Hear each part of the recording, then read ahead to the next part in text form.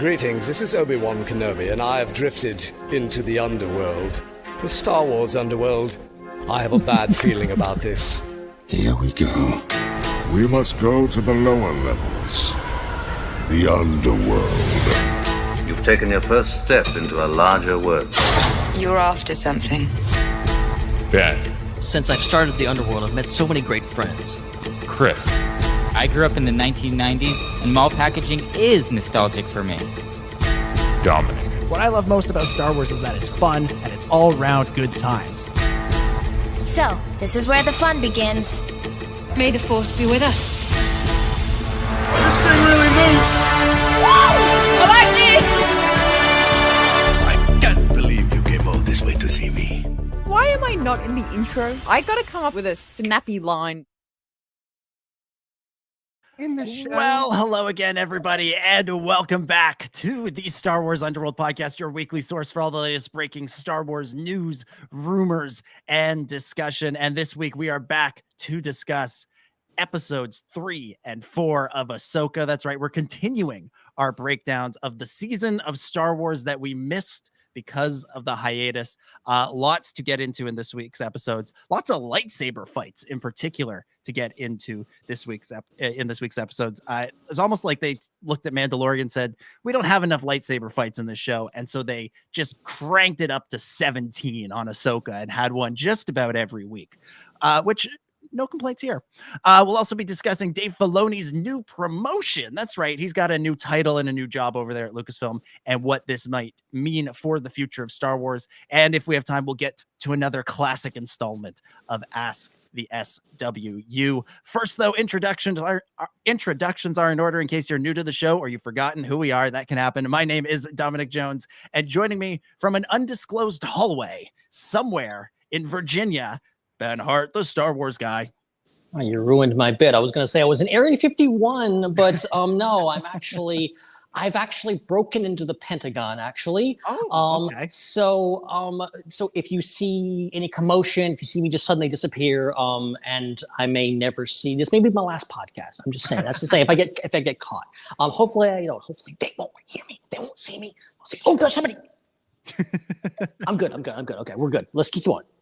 Okay. All right. Good. From the Pentagon, Ben Hart, the Star Wars guy, breaking all sorts of federal laws. Love it.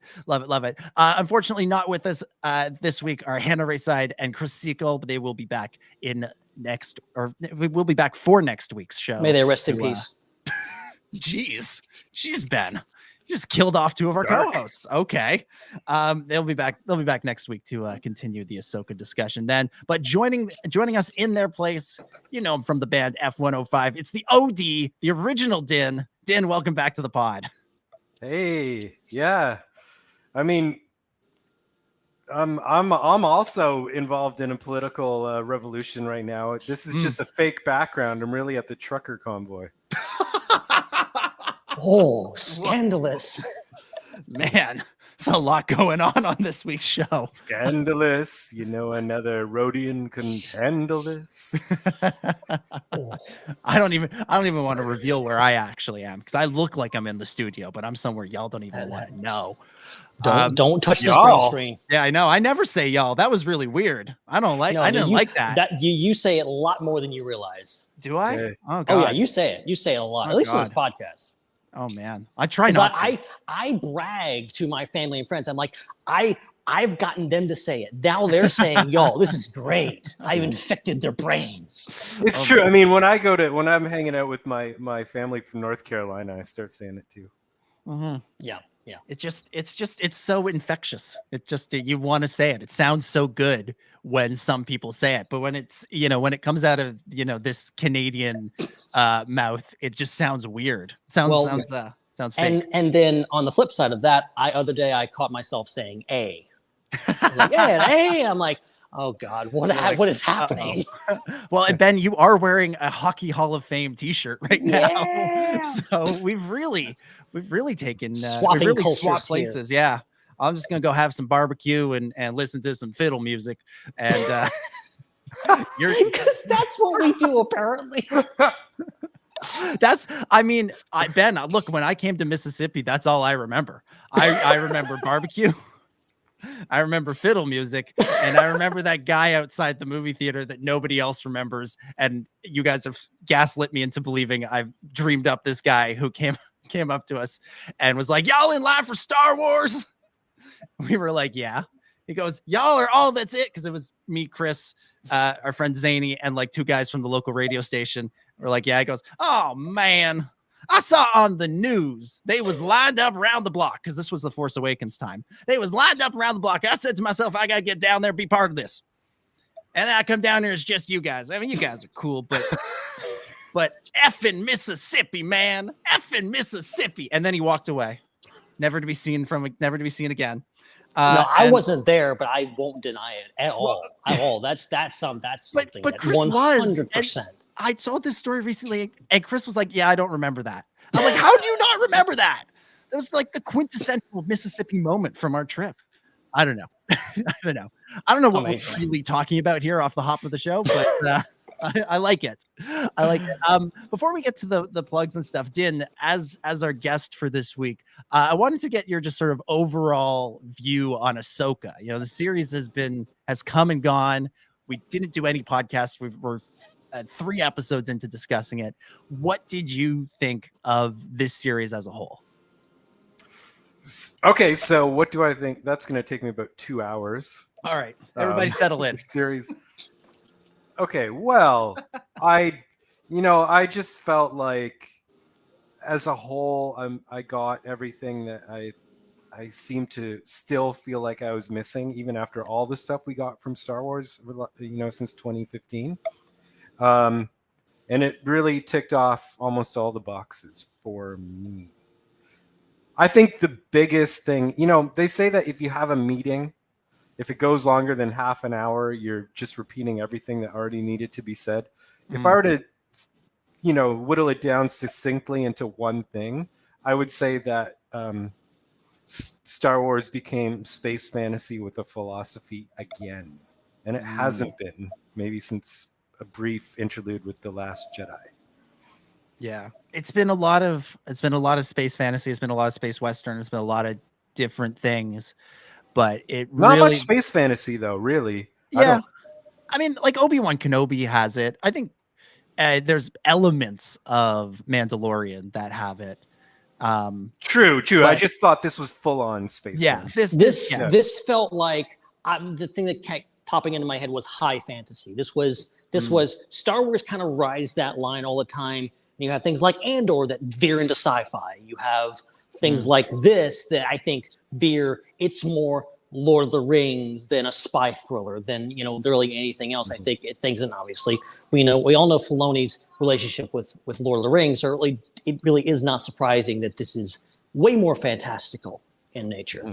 And what I mean by philosophy was, that's what Star Wars was in the beginning. It was communicating a worldview based on philosophy from a personal artist who was trying to get across a message. And that's what I think Star Wars really always has to have, or else what's the point? Yeah. Yeah. And this one, what I think makes Ahsoka feel most in that sort of classic Star Wars vein is that it's a personal sort of spiritual message. And we'll get into it a little bit this week with some of the Sabine stuff, but it's really about her journey and how she goes from, the crass Mandalorian punk rock artist to the crass Mandalorian punk rock artist with the Force, and who can also become a Jedi. And like that storyline feels like that's something that's kind of been missing from Star Wars. Even when we've had storylines that have a philosophy and so I go to Andor, that show definitely has a philosophy. It definitely has a message, but it's something that's very political. It's very grounded in the real world. It doesn't feel like fantasy. It feels almost too real in some places. This show is about, it's called Ahsoka, but it's really about Sabine on her journey and her spiritual journey. Yeah, and what happened with Sabine is everything to me that I've been wanting. Absolutely. So we will dive into episodes 2 and 3 of Ahsoka in just a moment. Before we do, couple of reminders, starting with punch the old subscribe button, Chewy. If you want to make sure you never miss another episode of this show, subscribe on YouTube, subscribe on Spotify, subscribe on Apple Podcasts, subscribe on wherever you do or you get your podcasts. If you enjoy the show and you want to support us financially, you can super chat with us. That's also a way to guarantee your inclusion in Ask the SWU. And you can also become a channel member and join the bizarre clone battalion that we set up. The other way to be featured in Ask the SWU is to join the Discord. Ben runs a tight ship over there with all sorts of fun activities. I haven't been on the Discord in months. That's Joel's job. Okay, Joel does that with all sorts of fun activities, great discussion, and of course, that's how you get your questions in if you can't listen live. And as always, we want to remind you about the Star Wars Underworld Network, including great shows like The Raeside, Ion Cannon, Tales from Beyond the Galaxy, The Tractor Beam, and so much more. Check them out on this channel and beyond. All right, let's dive into it. We're going to be discussing Ahsoka Season 1, Episodes 3 and 4. That's Time to Fly, written by Dave Filoni and directed by Steph Green, and Fallen Jedi, also written by Dave Filoni and directed by Peter Ramsey. Original air dates, August 29th and September 5th. We'll start how we always do, go around the table, give some initial impressions on the episode. And Ben, from the hallway, we're going to throw it to you first. What did you think of Episodes 3 and 4 of Ahsoka? Yeah, so these episodes were definitely heading in the right direction for me in regards to how I was feeling about the show. I think from the first scene of Time to Fly, I was like, okay, this is giving me everything that I want. Because I think the first 2 episodes were about like, okay, Sabine's her apprentice now and all this kind of stuff. And I was like coming at it, as I talked about last week, I was like, okay, what's going on here? I feel like I'm missing something. I feel like maybe I was feeling like a lot of people that didn't watch Star Wars Rebels going into this. I mean, like, what's that? What's supposed to watch? I thought I watched everything going into this to understand it fully. And this episode immediately starts with a great training sequence and some great dialogue and some great conversations between Ahsoka and Sabine about like, what makes it, is it talent? Is it persistence? And I love that setup. Ultimately, for where we go in the future, obviously, we'll get to that. But I think that's great. And then jumping into Fallen Jedi, which is just a roller coaster of an episode that ramps up the tension. I think it features one of the greatest lightsaber duels I think we've ever seen in Star Wars. And maybe I'll try to get a chance to explain why I think that is later in the episode. But 2, I think, wonderful episodes, I think, highlights what I really love about this show. So and these are episodes that I'm like, I have gone back and watched these episodes multiple times to take notes sometimes. And also I end up getting to the end of the episode. I'm like, I was just so enthralled with that. I didn't take any notes. Crap. Ben, yeah, because Ben, last week you said that you didn't really care for the first 2 episodes. Like they didn't grab you the way that you did. So coming into episode 3, coming into week 3, you were maybe not feeling it the way you were hoping to with the show. And then do you know what like the turning point is in episode 3, or was it just the whole sort of vibe of these 2 episodes? The first scene had me. And I started episode 3 going, I'm not sure if I like this show. I'm not sure I'm not sure if this show's for me. And that really bummed me out because I'm like, I'm not sure how I feel about this show. And I started from the first scene, I was like, okay, I'm in. And then the rest of the episode just kind of pulled me in. So I was very happy. That's why I like this episode so much. Not because I think it's the best episode of the series so far, just because it really reeled me in. It gave me what I wanted, which the first 6 episodes, at least initially, did not. Okay. All right. Dan, what about you? What did you think of episodes 3 and 4 the first time you saw them? My brain can only handle 1 episode at a time. All right, episode 3. Okay. This was the one where it starts off with Sabine has the injury. No, it starts off where they're on the ship and they're doing the Jedi training. Oh yeah. So okay, in general, you know what? Let's go to the next question.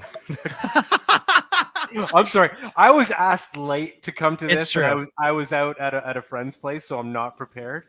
It's true. Yeah, I did. I'm usually prepared. I did ask Din kind of last minute because people kept dropping out of the show. Wait. Can you give me a more specific question than?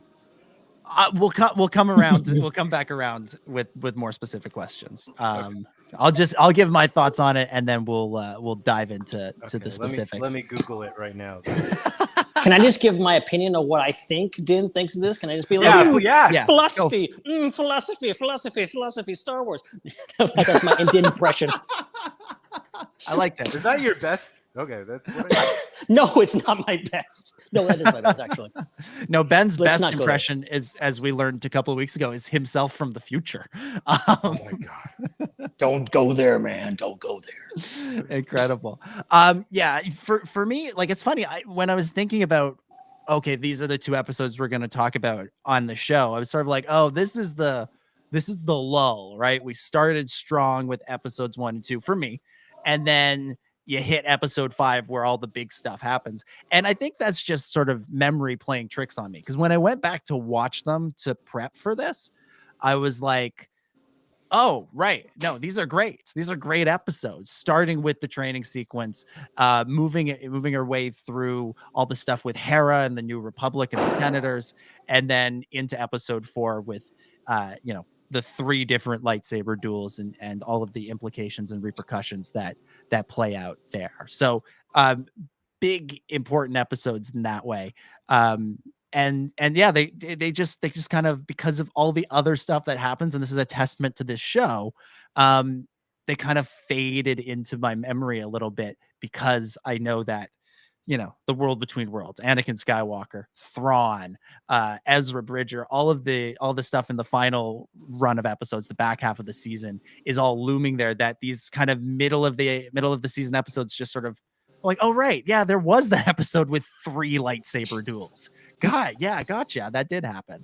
So yeah, kind of strong episodes, even if they do get overshadowed, but I don't want them to be overshadowed, which is why we're doing this whole episode on them. Let's cover something we didn't really get to talk too much about last week, which is we sort of briefly referenced Hera. This is a kind of a big episode for her. We see her back and forth with the New Republic. We see her break from the New Republic, kind of, sort of. Din, I'll throw this to you off the top. What did you think of the translation of Hera from animation to live action, and what we saw of her at this point in her life in the series? So out of all the characters that they bring from animation to live action, I feel like, just her demeanor and her look is probably not as close to Hera from Rebels as the others. But you know what? I don't care. She is single-handedly the most badass character in all of Star Wars now. The way she gives attitude and lip to idiotic and corrupt seniors above her is just the coolest thing to watch. I love it. She's punk. She absolutely is. And I love the whole sequence I think it's in episode 4, when she's leaving, when she's decided she's going to go off on her own, which is a true sort of rebel move. And that poor New Republic officer is kind of chasing her down, going, you can't just leave. And she's like, yeah, I can. Of course, Watch I can. Watch me. Yeah, I'm getting in my ship and I'm flying away. And there's a really sort of cute moment after that where her kid says to her, Mom, why do you get to break the rules but I don't? And she's like, you become a general, then you can do it my way. It's sort of that, every parent has to be a little bit of a hypocrite. There's always a little bit of a do as I say, not as I do element. And I love that they were able to incorporate that into the series. Ben, just to finish that off, the reason why I don't care, it's because, like, Picasso said about portraits, it's more important that you capture someone's essence, that you make an exact replication of them. So Hera, she has Hera's essence from the cartoon, and she also has all the sides to the personality, and especially that compassionate, sort of motherly kind of consoling, and you would feel safe to be around her, I think. Not just it's her demeanor and her willingness to protect those around her. So that's the important part of her character, and that's balanced by her attitude, which, like, I'm not just saying that, like, she has a cooler attitude than Han Solo. Like, she's the epitome of cool. She stays calm and she's witty and she's not afraid to put people above her in their place. The world needs more of that. Han kind of goes around flipping the world off, like, screw you guys, and yet, but it's like a facade. Because as soon as things start to fall apart, he's scrambling, he's jumbling, trying to keep things together. There's a reason that the Millennium Falcon is always falling apart, right? The guy can't actually keep things together. Hera, you step on the Ghost, you feel like that ship could get you across the universe and back in one piece 10 times over, because there's the character at the helm, the pilot at the helm, who has it all put together. But can also be, vulnerable and real. And there is a great moment when she's confronting the senators, when Xiono is going back and forth with her about, are you actually worried about Thrawn, or are you just worried about Ezra?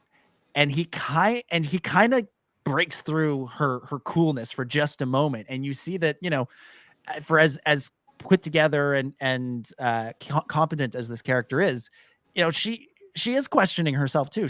I think there is a part of her that is wondering, what do I really care about most? And that's a question that Ahsoka and Sabine are also grappling with through the series. And Sabine, we know, leans harder one way, Ahsoka the other, and Hera kind of falls in between, where I think she believes in both and doesn't like being called on it. And Xiono, as much of a prick as that guy is, like any Star Wars villain, like any good Star Wars villain, he does kind of have a point. He is there saying, look, I'm calling your bluff about this Thrawn thing. And she is worried about Thrawn, but I think she maybe is more worried about Ezra. That's her son, damn it. That literally, that's her flesh and blood, who she considers, and she wants to find him. That is her probably biggest motivation. She's always put her family first. So I think that's something that's interesting with Xiono, is that, like, she breaks a little bit, and there's that little thing of just like him saying, oh, well, he's probably dead. You don't know that. And I'm like, okay, it's again, Hera, she's so cool, but yet he does get under her skin, which makes him such a great baddie. Okay, what's the episode where she says to him that thing about, she just basically accuses him of just trying to get ahead and rise to the top in the military, like just siding with. She has such a great quote, siding with whoever. Yeah, she says that's in that scene where she says, "Were you ever in the war, Senator? You just sat back and waited to see who came in on top." I just got so chills. badass. I just got chills. So good, and it ties in nicely with Mandalorian, where we see characters on Coruscant who are bragging about the fact that they managed to sit out the war, and they are sort of saying they can't tell the difference between all the different New sides. Republic. Who can tell the difference these days? Exactly. Like those assholes. Exactly. Terrific.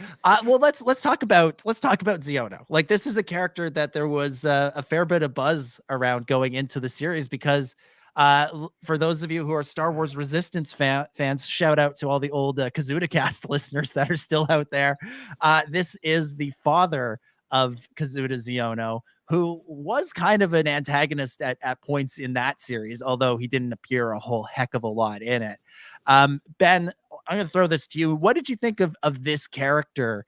And, boy, doesn't it speak well of Kaz that he's able to be such a cool dude despite being raised by this jerk? Yeah, I love that all of us Resistance fans, us true believers from the beginning, we got a preview of how much of a prick this guy is. Because I think his first line, because there's a moment in the first episode of Resistance where Kaz goes to talk to his dad, but you can't see him, and he's just talking. And I think his first line is like, oh, Kaz tells him, oh, I'm with the Resistance. He's like, Resistance? Those extremists? Like, you could tell, like, already, like, he's already at odds, which lines up directly. He's already, at that point, is at odds with Leia, which at that point, he's like, oh, yeah, Leia's that one that sent in 3PO that one time to block me from doing that thing way back in the day. Like, it's all lines up. You know, just great Filoni madness here. But I love this character. I forget the actor's name, and he's so Nelson good. Lee. Yeah, Nelson Lee. He's just so perfect in this role, and I think it's great to have things. But I think also, because I think other people have pointed out, they're like, oh, he's all about, you know, denying the Empire's back. You know, he conveniently isn't on Hazian Prime when it blows up. You know, what's the deal with this guy? I think he is 100% with the New Republic. I don't think he's a First Order / Imperial plant here. I think he's someone who truly has the best interest of the New Republic at heart, but he is representative of the corruption in the New Republic. This thing about like denying, you know, what this thing, you know, being at odds with our heroes, but being someone who I think it's another gray area, another something to do with. I mean, let's face it, Andor, showing those gray areas of not every villain is evil. I don't think he's evil. He's just a jerk. He's just a jerk that's out for himself. You know, go ahead, Dan. I got to jump in there. The one thing that I just really have been uncomfortable with new Star Wars is that the politics and the whole situation is half-baked at best. At best. The rise of the First Order, all the politics in it, it's all half-baked. They have to bake that more. So I just had an idea of the why. You know, you have to ask, we need to bake this character. It's such a good opportunity.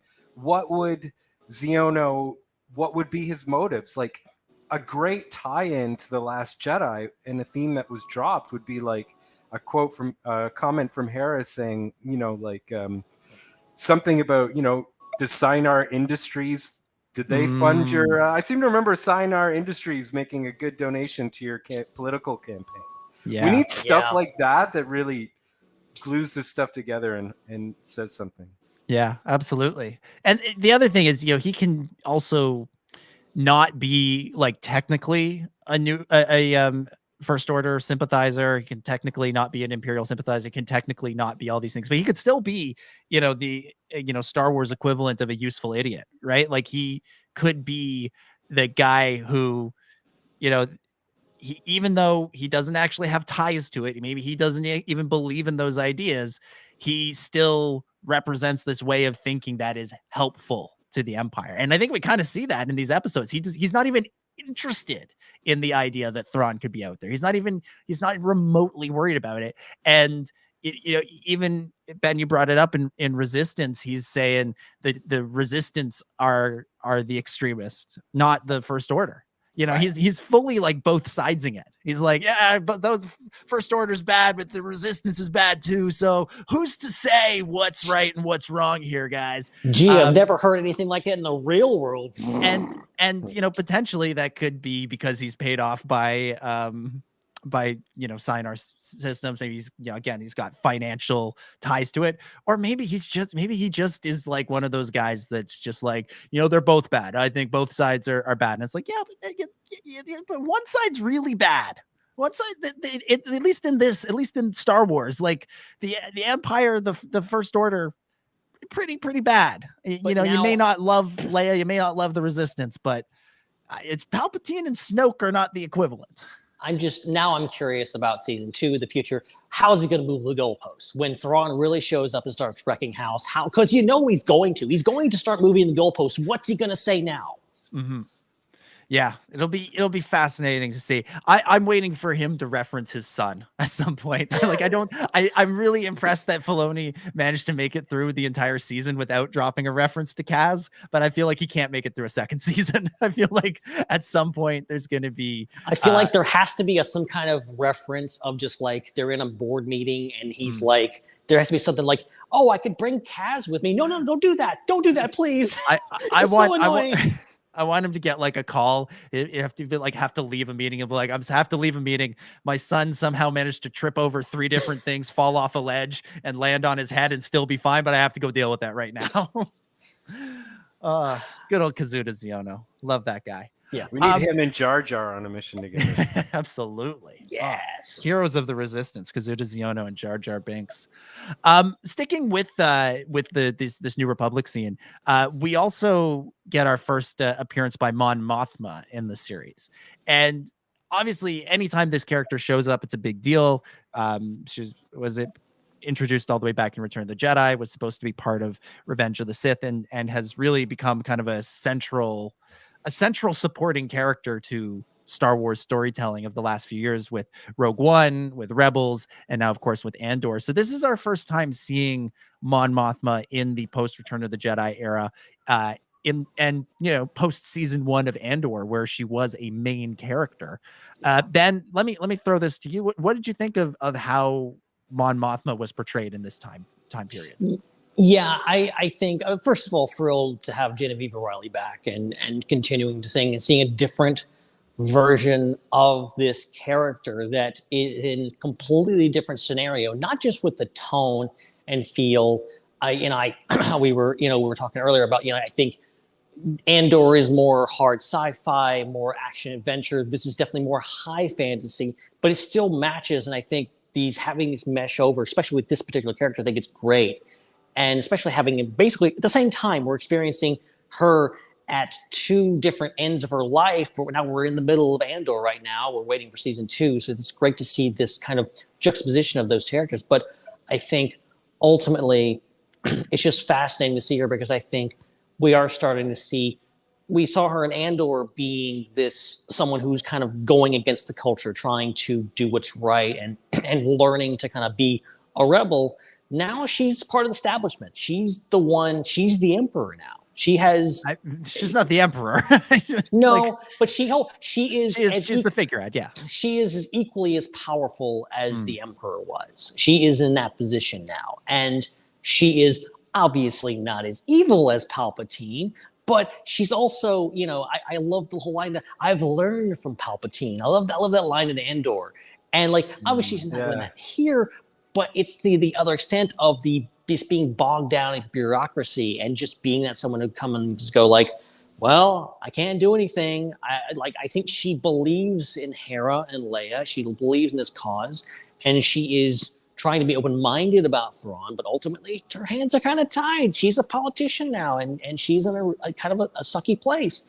And I think that's an interesting thing of just being she's learning to color outside the lines in Andor, and now she is locked into this system that she has to abide into. And, it is a very different version of the character. And I'm curious how this plays out further, because I think there's a lot to be done, obviously, and how Mon Mothma figured us into all of this. And the fact that we really don't know her fate after this. There's a lot of unanswered questions. I know there's things in the books about her retiring and stuff like that. I don't know. Filoni hasn't always been faithful to the books, so we'll see. Yeah, it's interesting. She's in a completely different place, but she's also still kind of in the same place that she is in Andor, where she's running into these big personalities who want to take big drastic steps, and she's the one having to not tell them not to do things, but she's kind of preaching caution, preaching restraint, preaching just kind of taking a step back, taking a moment to think things through. And, Harrison, I would love to see a scene between Hera Syndulla and Luthen Rael. I think that would just be incredible to see those 2 characters up on screen, because those are 2 huge personalities. And, Mon Mothma is the one always seems to find herself in that place of having to, work the game a little bit. Yeah. Hera and Luthen want to, take specific drastic action, and Mon Mothma is the one sitting there going, okay, but how does this all work? How do we make this become what we want it to be? And, maybe being a little bit more cautious. She's in Andor in particular, she's kind of hesitant to go along with Luthen on all of his crazy ideas. And here she isn't going to let Hera just get away with it. It takes, as you mentioned, Ben, Leia and 3PO intervening in a couple episodes to kind of get Hera off the hot seat. So even though I think she fully supports and believes in what these characters are after, she's the one that kind of has to be holding them back, saying, no, not yet. Think it through. Dan, what have you thought of this sort of a golden age of Mon Mothma that we're experiencing between Andor and Rogue One and Andor and Rogue One, I guess, and now Ahsoka, and how they've taken this kind of tertiary character from Return of the Jedi and just blown her up into a huge part of the Star Wars universe? I guess I would want to. I mean, we really haven't seen much of what it means to be her in this show at all. So I guess I just feel like who she is in this post original trilogy era is also part of the half-bakedness. So there really isn't much to think other than I hope they're going to bake her character into some. You want to get baked with Mon Mothma is what you're saying. I do want to get baked with Mon Mothma. She'd be fun, actually. It looks like she'd really loosen up. I did not get baked tonight just for you. I appreciate That's why I'm so sharp right now. So I would say I would like to see some ties to the older themes that were set up in both in all of the Clone Wars and Rebels and Andor, and see how these compromises are affecting, because every politician, I guess I would assume the higher amount of power your position in politics, the more you have to compromise to be able to try to do some good in that position. So it would be interesting for that to reflect her past journey and also the movies that come after. Like, what does the military industrial complex mean for the head of the whole galaxy? Yeah. How does that impact her and her decisions, and what are the limitations that places on her? And let's explore that. For sure. Like, let's really explore that. That's in The Last Jedi. Come on. Let's drill into these ideas in these upcoming stories. 100%. Yeah, like Andor. Yeah. Obviously Andor is philosophy. It's rebellion philosophy, and the character with the red hat in it, he was great, represented that in Andor. Sorry, I'm just not prepared right now. Nemec, I think you're thinking. Nemec, I mean, that was Manifesto Boy. Yeah, because that was like, you're getting a look at the kind of how all revolutions, from Cuba to America to France had their philosophical figures and writers, and that was great. And I don't know where I was going with that. No, it's and I'm not baked. I haven't gotten baked with Mon Mothma yet. But no, I think I get where you're going. Is like Andor shows us the philosophy. It's like, what does it take to actually have a revolution? What does it take to try to make the world a better place, that once that revolution happened and you have a chance to do it? We've seen the revolution. Now what's the galaxy like after that? What does it actually mean to try to govern appropriately, try to do what's best? And what compromises do you have to make? What sacrifices do you have to make? And how does that open the door for people with nefarious goals to swoop in and undermine everything that you fought for? And that was something I thought Mandalorian would address a bit more. I look back at season 1 with Werner Herzog's character, and this line that was all through the trailers of look around, is the world better since the revolution? And it's like, getting rid of Palpatine is obviously a good thing, but what plan did the Rebel Alliance have for the galaxy post Palpatine's removal? And Herzog's character, the client, kind of was sort of, it seemed like he was set up to represent this kind of imperial warlord that came in and said, actually, you don't want the New Republic. You liked it better under the Empire. I can provide all those things that are missing from this New Republic. And it's kind of there a little bit in season 1, and it's something that just really vanished from the show in the subsequent seasons, especially season 3. And it all plays into the stuff that George was playing on with, I mean, this original 6 movies, but it's particularly the prequel trilogy in regards to how does a republic, a democracy turn into a dictatorship, and the fact that, you know, in the real world, not just in a galaxy far, far away, you know, these beacons of democracy are given away. They aren't taken, they're given away because people are convinced that, you know, oh, you think, you know, things bad now, well, I can give you this and that, but you're going to pay a price for that. And ultimately, getting rid of the Empire is a good thing, but you can still, I think, something that they really could play into in this new era of just like, just because the Empire was bad doesn't mean that the New Republic is good. It means it's better than the Empire because the Empire set such a new bar so low. Anything's better than the Empire, but, you know, it doesn't mean it is good. I think the idea that, you know, Thrawn can come in and just wreck house, but ultimately, a bigger threat would be the Empire coming in and going like, well, actually, wouldn't you mind having the Empire back? Wouldn't that be cool? Well, and that's something I hope to see from Thrawn in you know, future seasons, future stories of that they're all building towards whatever they're building towards is, you know, we've seen Thrawn as a more thoughtful villain on Rebels and whatnot, but we've never really seen him as a person who persuades people. We've never seen him engage in any sort of persuasion. Like he's smarter. We see that he's smarter than the average Imperial, but can he apply that sort of thinking to, you know, converting people or getting people to buy into this new empire, this new vision that he might have for the galaxy? Might. Might. But the thing is, I think that I have to say that, you know, I want to preface this by saying there's nothing about me that has any level of Dave Filoni hero worship whatsoever, or like we need Dave Filoni to save Star Wars. I think that's all ridiculous. What I do value highly is the fact that is education. Is that that George Lucas actually gave 10 years of his life to educate Dave Filoni. That's what I value and care about, and that's what I think could bear the greatest fruits.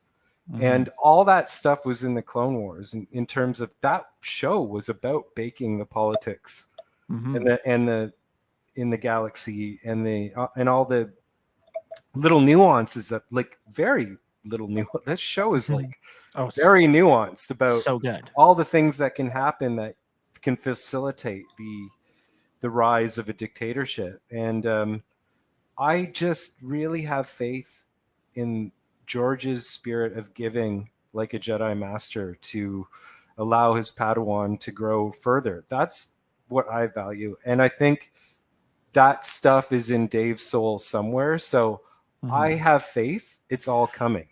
I remember. I think Thrawn cannot be the big bad guy.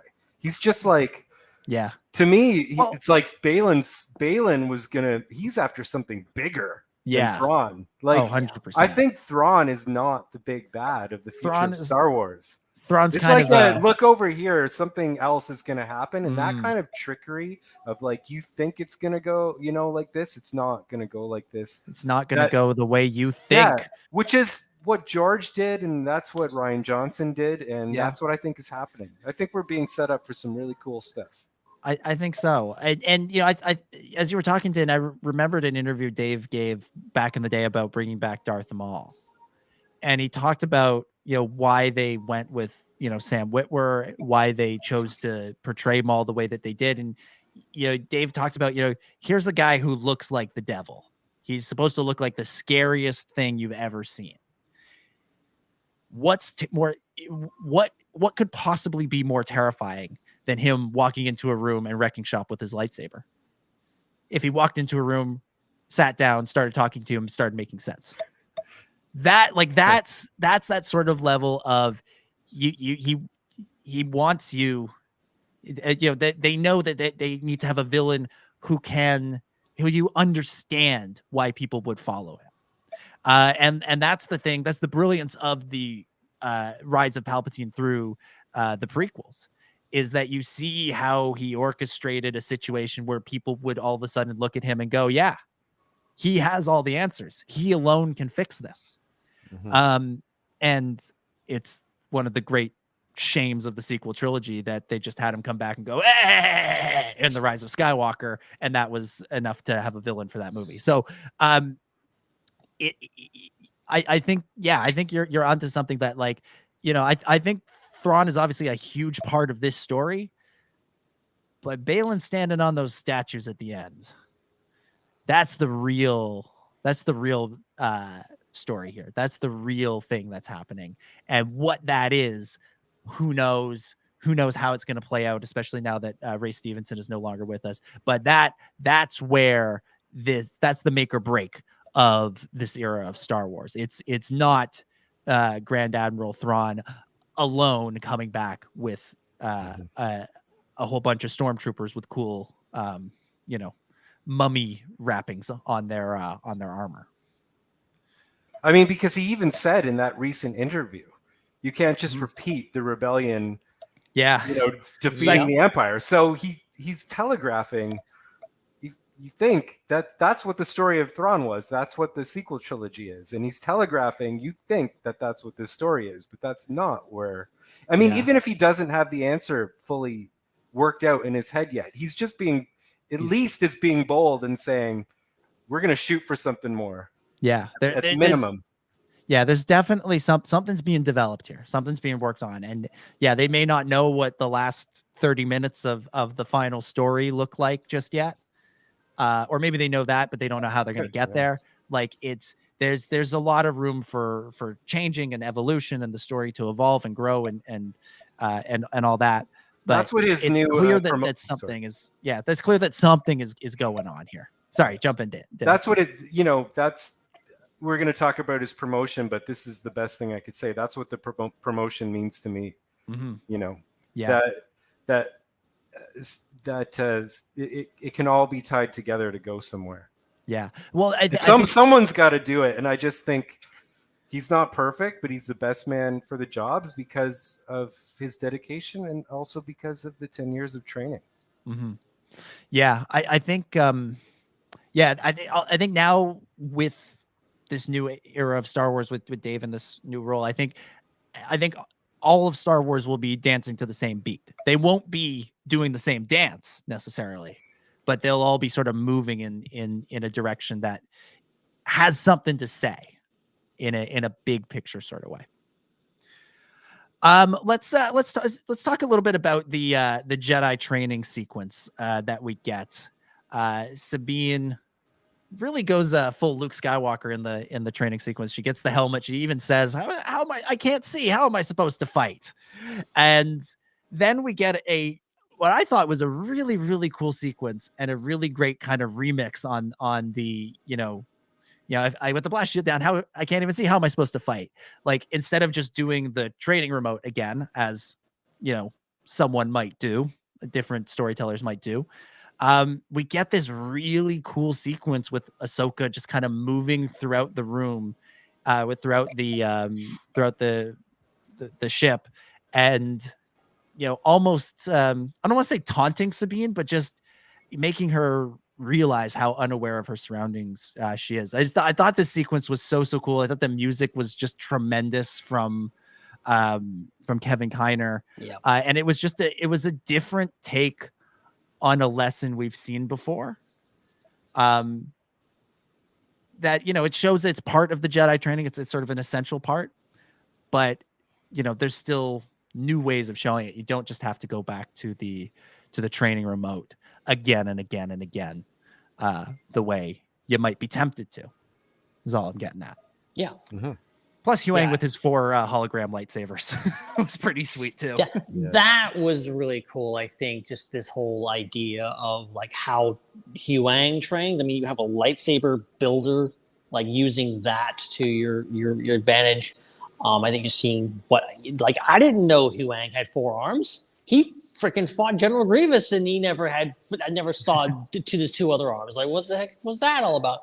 But yeah, just really cool, and I love the sabers, and yeah, just again, it's just like I think it was a great way to kind of introduce Sabine to this, show that yes, I love Hugh Ang's line of not bad, not good either. Oh, David Tennant, love that guy. Doctor Who. Dan, you were saying earlier, Sabine's story is the heart of the show for you. It's the core of the show. What did you think about how they went about portraying her Jedi training and her evolution to being this sort of new kind of Jedi that we haven't seen before? Oh yeah, not just the heart of this show, but honestly, everything I ever really wanted. I think, there's a lot of things you want as a fan, but if I had to pick the top thing, I would say that I wanted someone with the guts to come along and say the same thing that all the real spiritualities and mythologies that Star Wars is based on. But all the real figures said through all of history, it's always been this dynamic of, we have the power of the path to the creator, and you have to come through us to get to it. As opposed to the people that come along and say, no, the kingdom of heaven is within you, and all you have to do is go inside to find it. And that dynamic has been playing out through all of history. And it really, really, really gets me going when people start to chant for it to give their power away.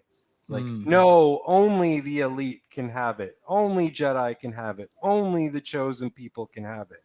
Only this religion can have it. There's probably nothing in this world that bugs me more than that. And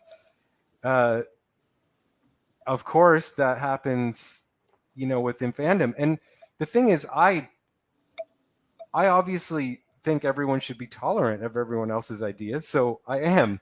I'm just saying, what bugs me about it is that the very idea of that is that you give your power away. You're subscribing to a belief system that says other people have it and I don't. My spirituality and what I think has been that cycle of history from we have it and you don't to everyone has it. That needs to be. We needed someone with the guts to do something about that. And the other thing is about Sabine and the training is ultimately I'm watching it and going, yeah, of course. Yeah. Whoa. Okay. Yeah. There was the, Trials of the Darksaber, and Kanan was literally showing her how to use this crystal in the Darksaber as a conduit to connect to the Force, to make it lighter. So we saw her connect to the Force. And then all of a sudden this is obvious. It was just obvious to me, and then when I started hearing everyone saying that this came out of nowhere, I was like, well, really? I actually just didn't get it. And then I realized it's not because it didn't come out of nowhere. It was put on screen completely clearly. He literally said you're connecting to it, there's no ambivalence about it in that Trials of the Dark Side episode. But to finish this off, what I think it is because people have an internal feeling that everyone can't have the Force. So they're just seeing that they're like pretending it wasn't in Trials of the Darksaber, not because it's like a willful conscious thing of negligence, but because internally that's what spiritualities have done to people. When they teach that message, and people don't really actually think it's within themselves. That's just my theory. But and the people sort of, midi-chlorians are a word that brings up all sorts of emotions for folks, and it's interesting. I made a biology. It's biology. Biology evolves and changes. Well, the midi-chlorians could just say, "F it, man.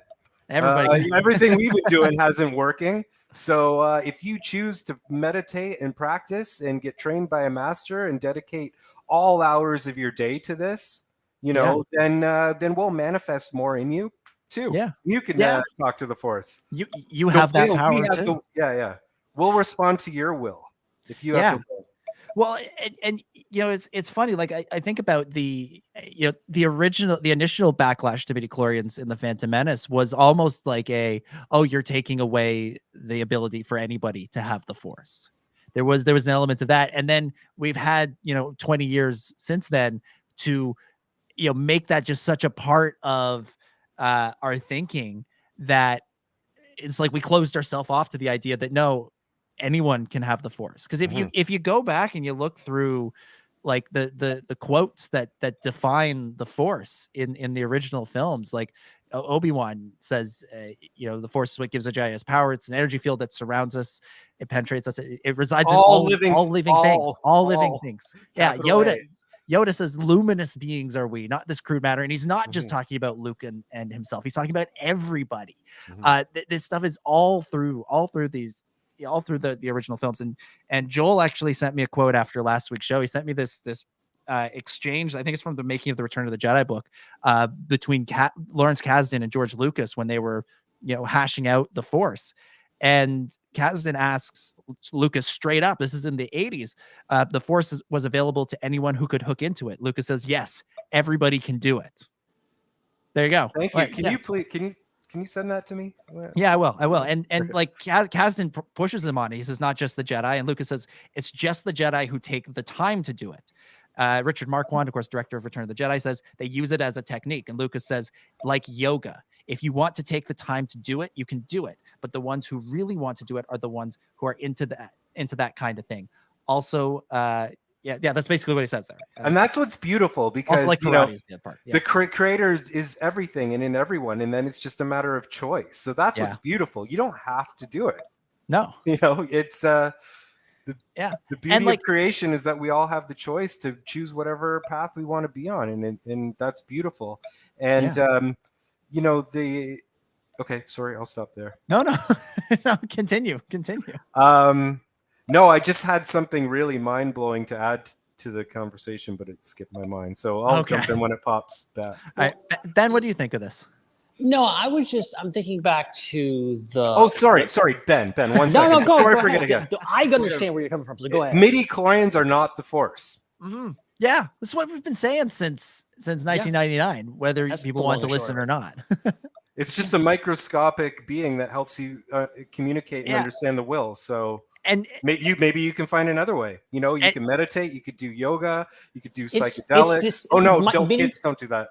Midi-chlorians were a representation of just like how far down the line like the Jedi had gotten in their kind of hubris and kind of overcomplication of the Force, of just like, we found a microorganism in your blood that can measure how much Force you have. But it's not about that. Yeah. To sort of build off of what both of you guys are saying, it's a way for the Jedi as an institution to say, no, we own this. Yeah. Only that we should be can do explored. this. Yeah. Only we can do this because we have a high midichlorian count.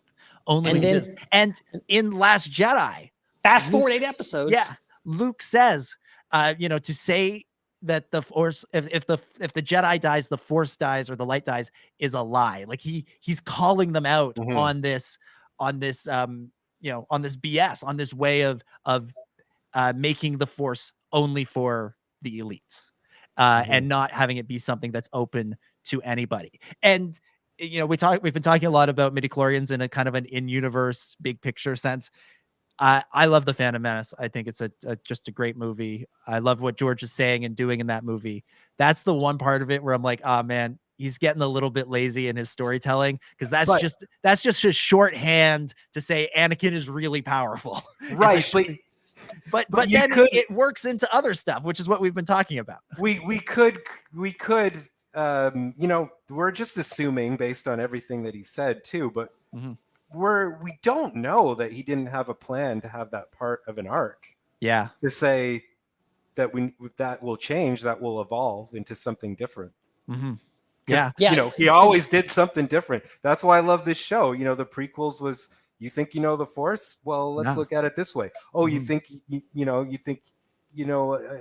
Anakin? Well, he has a Padawan. Or you think the Clone Wars was all you thought you knew this, but actually you don't. But you go back and watch Phantom Menace, you look at the scenes where midichlorians are talked about, specifically the first scene, and it's, oh, here, I'm going to send you this blood sample. You look at it, Obi-Wan's like, oh, it's over such and such a thing. Even Master Yoda doesn't have that many midichlorians, and Qui-Gon's like, no Jedi has. It's like telling the audience, look, this kid is freaking powerful. This dude is above Yoda, okay? This is a big deal. And like, I like, here's the thing. Like, I like what we've been talking about with midichlorians.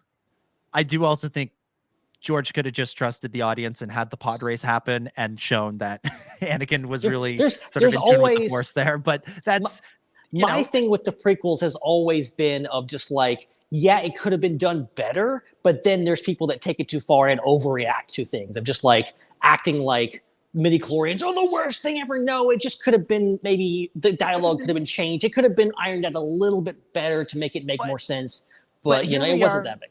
But then again, Ben, like here we are 25 years later talking about it, and we've recontextualized it into not a way of measuring the Force in people, but a way of talking about the hubris and the failings of the Jedi Order. Like it even though I can't discount that wasn't part of the plan. In the reality I make up in my mind is that's part of the plan. I just personally believe that George Lucas maybe had a bigger arc in mind. And think of those. Sorry, Ben, just real quick. Think of those quotes that George gave to, I think he first to Jim Cameron and then to Paul Duncan for that book about what he was thinking about with the Force. And he was talking about, or for not the Force, with his version of the sequel trilogy would have tapped into microbiotic worlds and all sorts of things like that. Like that feels like he might have. Yeah, he's going to do something with it. Yeah, for sure. Yeah, if we try and read between the lines and guess at what's going on inside his head, it seems like that's the direction he was pointing in. And only the people that have read the treatments for his 7, 8, and 9 really know the truth. Yeah. And ultimately, from a movie making and storytelling perspective, I think you start to lose the plot when you're just like, when it comes to, oh, we have to have a discussion about this.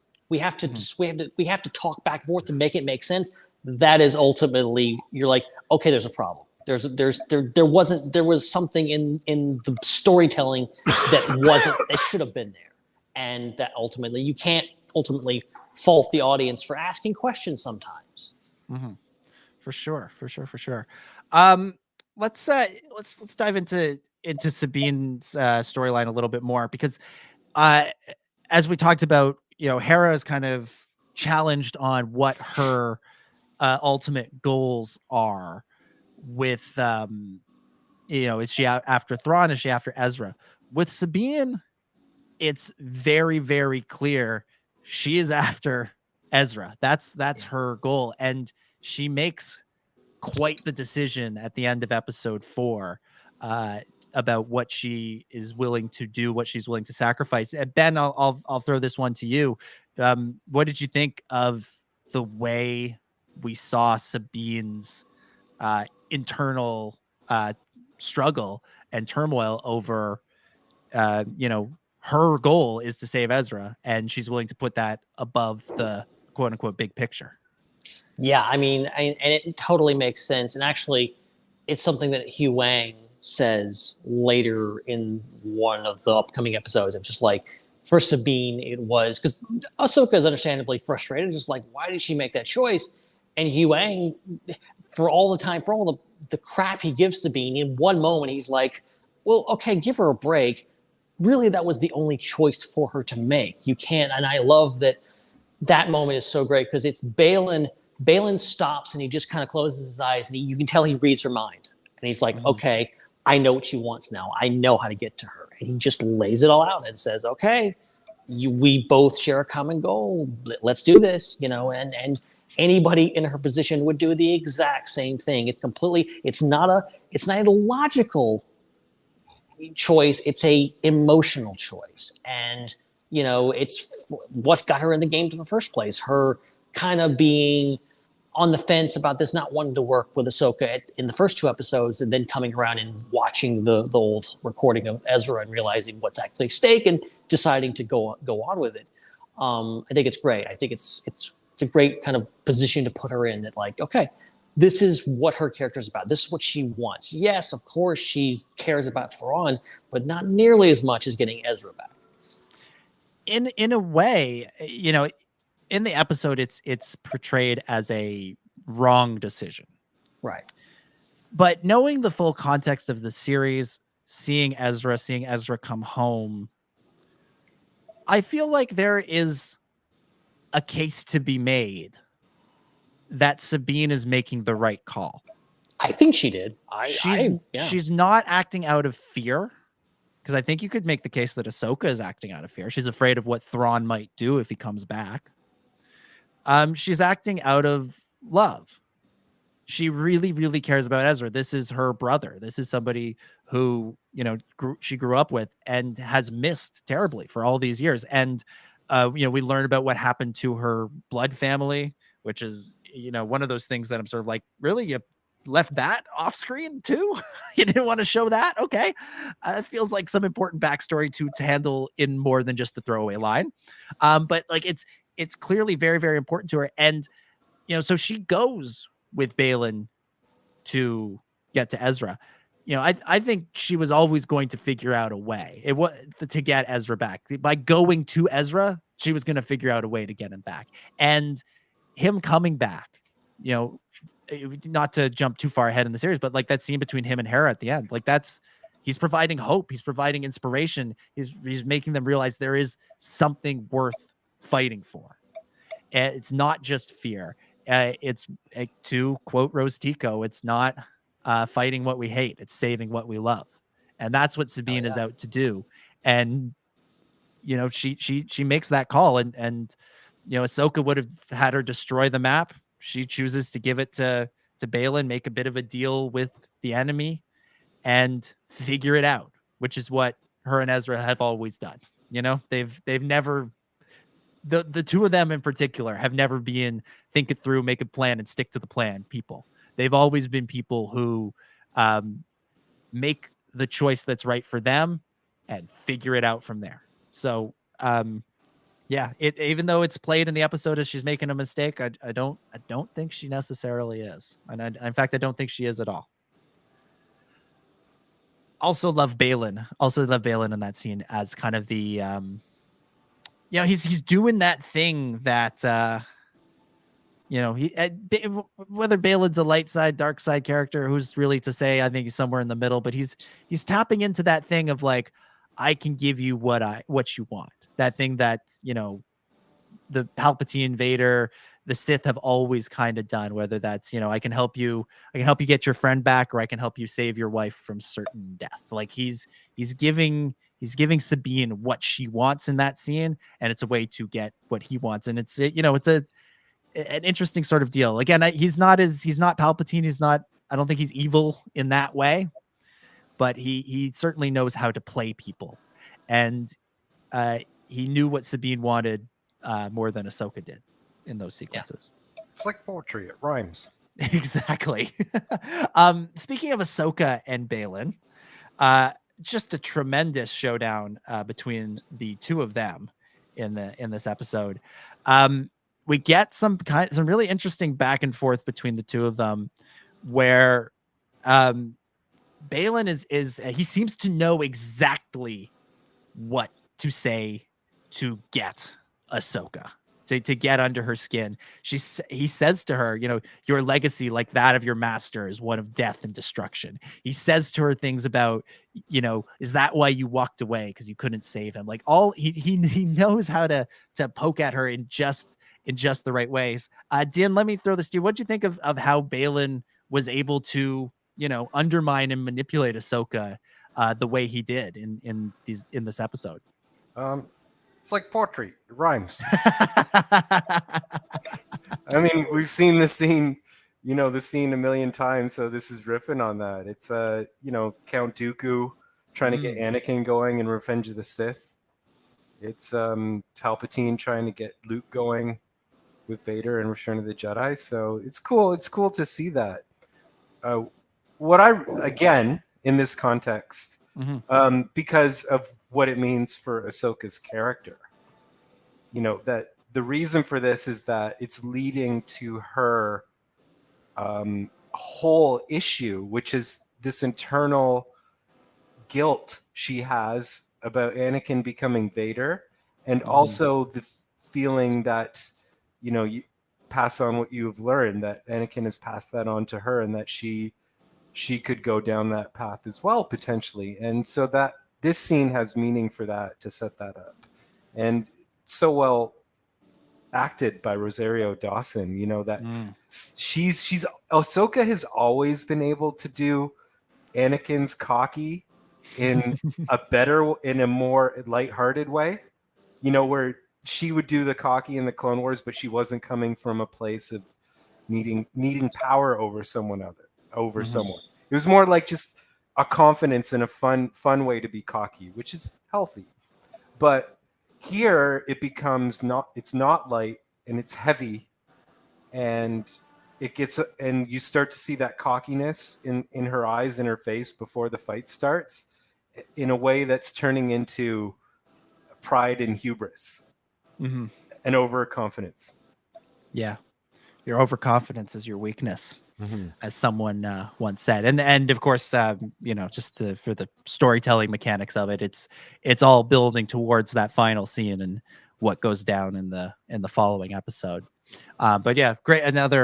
I feel like we'll say this every week, but another great performance from the late Ray Stevenson. Yeah. All through this episode, just providing Baylan with such a gravitas and Oh wait, gravitas. Yeah. Was I talking about? Yeah, gravitas is the right word. Was like Joe Strummer sings with a lot of gravitas. Was Ahsoka? Wait, was this one of two fights with him? Yeah. Was I referring to the second one? No, I think you were talking about I mean, you might have gotten into some stuff with the second one, but I think it applies to this as well. Yeah. But this is the one where Sabine just was off on the ship, right? Yeah, so Sabine is fighting Shin at the same time, right? Like there's the multiple showdowns happening at the same time in the forest. Oh, I actually was talking about the next fight, but it's still the same story. It's still leading. I feel like they're very much interconnected. Yeah, she actually hasn't crossed that point yet, which she does in the next fight, and you do see that in her acting. But yeah, the seeds are planted here to get her to cross that point.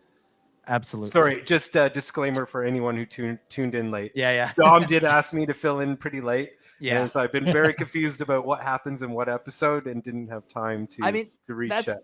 Yeah, that's the thing about this show too, is like it really does run together like one big story. Yeah. With Mandalorian, with Andor, even at least with the arcs, with Bad Batch, it's easier to talk about individual episodes. Like this happened in this episode. With this story, there's a real sort of like one episode leads into the next episode, leads into the next episode, leads into the next episode. So it feels like one long movie. And so you can talk about, if characters show down twice, you can talk about them you can think about them in kind of an almost interchangeable way. When you were asked to come on and speak about something earlier in the day and didn't have a week to prep like everybody else. Yeah, and this show, you're right. This show is made like that, where it seems like one work, more than probably any other show. Yeah. Oh, 100%, 100%. I have in my notes here. It says, "Rip Merrick, we hardly knew ye." The this Inquisitor looking character. Ben, I missed a lot about not doing the show week to week. I didn't miss having to take part in the "Who is Merrick" discourse that went down, because I'm sure you were much more aware of it than I was, but I caught some of it. And when he literally went up in a puff of green smoke, I almost laughed, because it wasn't Starkiller, it wasn't Barisafi, it wasn't anybody. It was, and to be fair to the show, it was never set up that way. That was just fan fan speculation, fan wish casting onto the role. Merrick, honestly, like, he's basically a red herring, a green herring, just kind of there to, be an adversary for to keep Ahsoka away from Balin for a little bit longer. That's basically it. Yeah, I mean, he really was just there. And part of me is a little disappointed. I wasn't expecting a reveal. I wish we could have got a little more backstory on just like, okay, who is this guy? Came out to him. I think genuinely he's Merrick. He's just an Inquisitor. We didn't know previously. And like, okay, what is his deal? Like, he's just an Inquisitor. And he has Inquisitor armor and Inquisitor lightsaber, but the Empire's been gone all this time. What's his deal? I would like to learn a little bit more about him. But I do like the fact that it's just like, oh, who is he? Who is he? Who is he? Bang. He's done. He goes up in smoke, and we don't know. We still don't know. And I'm just like, that's fine. That's totally fine. I love that, and I love that, yes, there was the who is Merrick theories. They didn't last very long. They were snuffed out pretty quickly. Filoni knew exactly what he was doing, and I can't help but at least somewhat appreciate it. Yeah. I guess you could still, speculate that he was a resurrected ghost of a former Jedi. Yeah, I think there's definitely implied there's some sort of Night Sister magic trickery going on here. Mm-hmm. So, I do think, and like that in and of itself is cool. Like, let's put all the theories and all the cameos that could have been aside. We had a Night Sister reanimated Inquisitor. That's pretty cool. That's a pretty cool concept. Like, yeah. Good on you, Dave. Good on you, creators of the show. Like, that's an interesting, fun idea that is, again, setting the stage for what comes down the line with the Night Sisters in the subsequent episodes. So yeah, I'm totally game for this. I thought this was fine, even though maybe people were hoping for something else. All right, let's talk about the final scene of the episode. So Ahsoka goes off the cliff into the water, and we have that shot that pans over the ocean, and it slowly transitions from the ocean to the world between worlds. Ahsoka wakes up and hears the words we've all been waiting to hear. Hello, Snips. From good old Hayden Christensen back as Anakin Skywalker, his second major return to Star Wars in as many years. Din, we really celebrated Hayden's return in Obi-Wan Kenobi. This is a fellow Torontonian. What did it mean to see him back in here again? When I said I had a list of things I've been dying to see most in Star Wars since the Disney purchase, I would have to pick the spiritual re-evolution, not revolution, re-evolution of the Force, and so we got that. But equally as powerful on an emotional level, I would say, I just really think that the relationship of Anakin and Ahsoka is the most wonderful thing in all of Star Wars. I mean, maybe it's because I've had, Padawans on some level myself, and there's just something so special and heartwarming about their relationship, and just to see it live action. I mean, I've always wanted to see Anakin Hayden on a personal level because he's such a great actor. He's so cool too. Like, if you he's the epitome of cool and kind. Yeah. And if you watch the whole next episode, he just the whole way through, he's going back and forth, sometimes within seconds when you really watch, between Vader and Anakin. Like, he'll do one little look, an eternal feeling, which comes out as a look, and it's Vader 1 second. 5 seconds later, he turns into Anakin again, and he's doing that back and forth the whole episode. So just to see him shown for what he can really do, that's great. But yeah, my heart, there's nothing that touches me more than their relationship in Star Wars. So Absolutely. Ben, what'd you think of this this reveal at the end of the episode? I really need to hold myself back because I'm going to be on this podcast the next week and the next week and the next week. I'll have plenty of time to brag on Hayden and how much I love this. But ultimately, I think my impression of my first impression of this, and of course, just his whole experience is like how much Hayden just absolutely is dunking on every single person that ever called him a bad actor. Ever, just absolutely crushing all of them, making them out to be the biggest fools in the universe because he's so good. Even in this one small moment that we get in this episode, he is doing so much and such incredible. And he looks great too. And I'll also give a hats off to the digital effects artists. They don't always get it right. They got it perfectly with Hayden. There's some moments it wasn't until recently I saw a picture of like him with dots on his face. I was like, oh, they actually did do some digital trickery with that because I just thought that's how Hayden, I know, he's 40, he's 20 years older than he was back in things, but I thought he just looked like that because, he just looked so good. He looked so real. So ultimately, it's just amazing. I think this is we talked about this being kind of a movie. I picture it as kind of two movies. You have the first 4 episodes, have this little stinger post-credit scene at the end that bleeds directly into the next 4 episodes that sets everything up that we're going to see obviously next week with the next episode. And it's just brilliant. And, and how they use world between worlds here. It's not this complicated thing that you have to know about. It's just this place. If you haven't seen Rebels, it's fine. And it's incredible. Yeah. I love the visual of the world between worlds in live action. I didn't mind it in animation. Like I didn't think it was bad or anything. It never like really grabbed me. It was just sort of, it was black space with these sort of pathways and some symbols around. So whatever they did this time with the sort of the more like shimmery pathways and it's not black space, it's kind of blue. There's kind of a blue tint to everything. It just looked more visually appealing to me this time around. So I really did enjoy that. Last week on the show, I said that we had the worst cliffhanger in all of Star Wars history at the end of episode 1 of Ahsoka with the stabbing of Sabine for no apparent reason. This might be the best cliffhanger in all of Star Wars. To end on that, to lead into the next episode, man, oh man, that's really, really good. And Hayden's great. He's so cool. He's always been, seemed so kind and so genuine.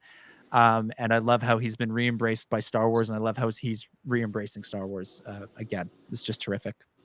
Also, we have for everybody listening, we have the image up on the screen of Hayden standing there at the end of the episode. And then another discourse, quote unquote, that I'm glad we missed was is that Anakin's lightsaber or Vader's lightsaber there? Because I saw that one come up. I was like, and in the end, it's just Anakin's lightsaber. Just the lighting's a bit funky in the scene, so it doesn't shine through quite as much as it usually would. But I'm glad we didn't have to go through that for a week. I'm glad we could just sit on the sidelines for that one. No, at least you didn't. I was paying attention. I heard some of that discourse. I heard some of that discourse. I watched the Star Wars Explained video where Alex lays out why it wasn't that.